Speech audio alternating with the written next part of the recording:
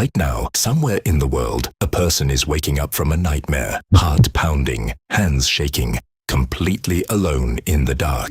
And the first thing they do is try to understand what just happened. You've done this too. Everyone has. You wake up, you look around, you remind yourself it wasn't real, and you go back to sleep because you know what a dream is. You've known since you were a child. But here's the question nobody ever asks. What did that feel like the very first time? Before anyone had a word for dream. Before anyone could explain it. What did ancient humans think was happening to them? And the answer to that question changed everything. Tonight, you'll fall asleep in a bed. Warm, safe, door locked. You'll pull the blanket up, check your phone one last time, close your eyes, and your brain will do something extraordinary. It will take you somewhere else entirely. But 50,000 years ago, that same darkness, that same falling sensation, that same feeling that something is right behind you. The difference is this: you know it isn't real. They had absolutely no idea. Here's what we know for certain. Ancient humans dreamed every single night. Not maybe, not probably, every night. REM sleep, the stage where vivid dreams happen, evolved at least 300 million years ago. Not in humans, not even in mammals. 100 million years ago, reptiles do it, birds do it. Right now, your dog is probably twitching in its sleep, legs running, ears moving, eyes darting behind closed lids. That's REM sleep. That's dreaming. Which means, by the time the first humans appeared on this planet, dreaming was already ancient, already millions of years old, already hardwired into every brain on Earth. The question isn't whether ancient humans dreamed. The question is, what happened to a human mind that experienced it with no explanation for what it was? And here's where it gets interesting. Because dreaming wasn't an accident of evolution, it was a weapon. In the year 2000, a Finnish neuroscientist named Antti Revonsuo proposed something that changed how scientists think about sleep. He called it threat simulation theory, and his argument had three parts.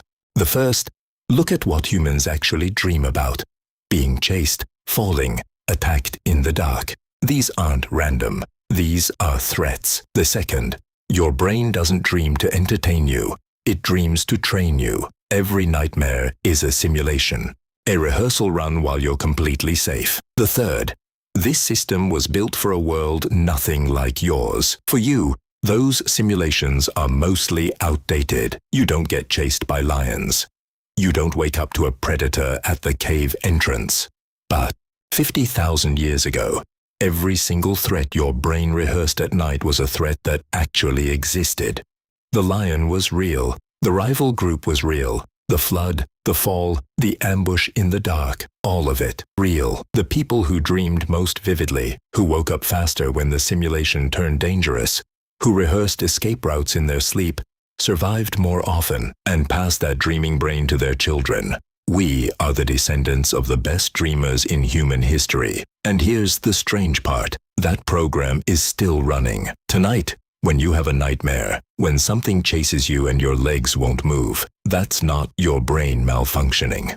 That's 300 million years of survival code doing exactly what it was built to do. Built for a world with lions and ambushes and predators in the dark, running inside a brain that now lives in a locked apartment with a phone on the nightstand. The world changed. The program didn't. But here's the part nobody talks about, because surviving wasn't the only thing dreaming did to them. It may have shattered their understanding of reality completely. Think about what a dream actually is. You see people who aren't there. You go to places that don't exist. Dead relatives appear and speak to you. You fly. You become someone else. Now, imagine experiencing that with no word for it. No framework, no explanation, no one who ever told you what a dream was. You fall asleep, you wake up, and somewhere in between, you went somewhere. You saw the dead, you received a warning. Something spoke to you. What is the only logical conclusion available to a mind with no concept of dreaming? Part of you left your body. And this is where the story takes a turn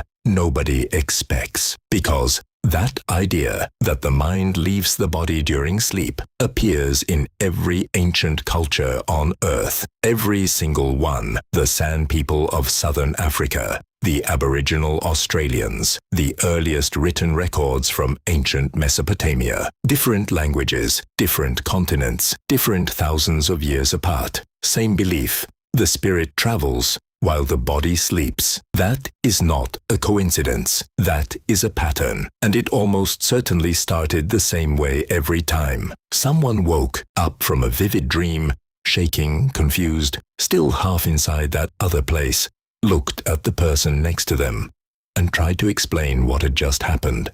The first religious idea in human history may have been a misunderstood nightmare. Tonight, when you fall asleep, you'll do exactly what they did. Close your eyes, go somewhere else. The difference is, you'll wake up and forget it by morning. They woke up and built a religion around it. And then there are the caves. Chauvet Cave, southern France. The paintings inside are 36,000 years old. Lions, bears, rhinos, horses frozen mid-stride, drawn with a level of skill that still shocks researchers today. But here's what makes this remarkable. These paintings aren't near the entrance. They're deep inside, hundreds of meters in, through passages so narrow you have to crawl, in total darkness, reachable only with a small animal fat lamp in your hand. Nobody goes that deep by accident.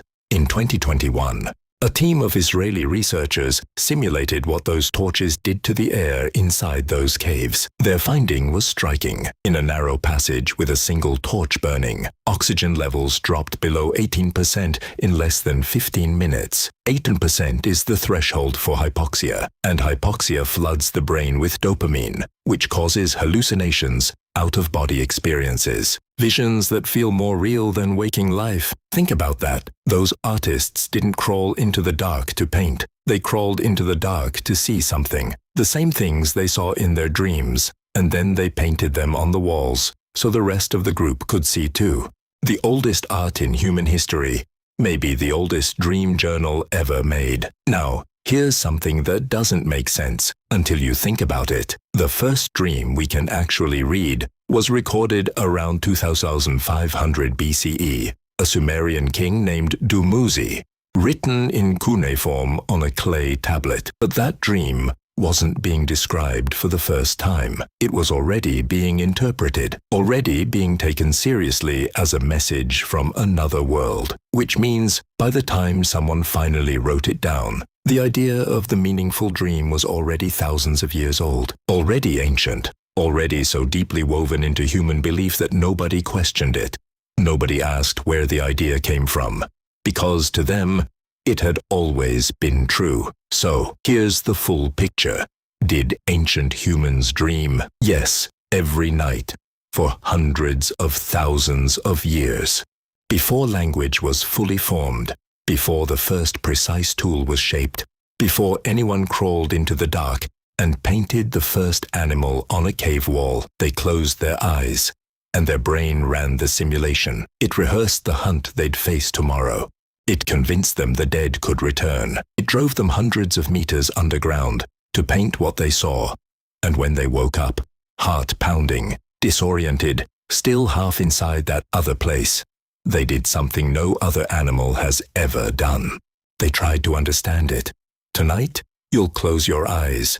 Your brain will run the same ancient program it has been running since before your species had a name. You'll be chased. You'll fall. Something will stand at the edge of the dark. You'll wake up, and you'll know it was just a dream.